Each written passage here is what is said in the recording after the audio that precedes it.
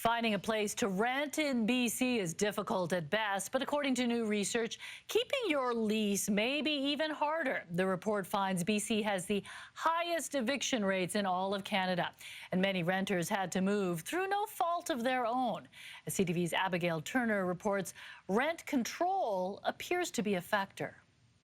Finding a place to rent in BC can be challenging at best, but keeping a lease is proving difficult as well for some. We have a huge problem right now. There's just not enough supply. It's very tight. A new report from UBC shows British Columbia sits with the highest eviction rate in the country, with more than 1 in 10 renters reporting they've been evicted between 2016 and 2021. Indigenous renters were nearly 2% times more likely to be evicted. If you only look at the rental protections, you're creating a band-aid solution. You're not really fixing the core of the problem. 85% of evictions are listed as no fault, meaning the tenants were told to leave for the landlord's purposes. Sale of the property.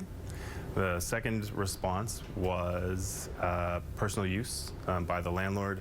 And the third response we grouped as a no fault is also demolition, conversion, or renovation. But many times, those reasons aren't reality. In some cases, landlords are willing to bend or break the rules in order to remove a tenant in order to be able to avoid rent controls and raise the rent. A few years ago, the NDP government began requiring landlords to compensate tenants 12 months in rental payments if wrongfully evicted. But one expert says stricter laws are needed. Given the severity of the impacts we're seeing on our communities, that would be kind of the minimum standard when someone's housing is at stake, is to have a hearing, to require evidence, and to put that onus on the landlord.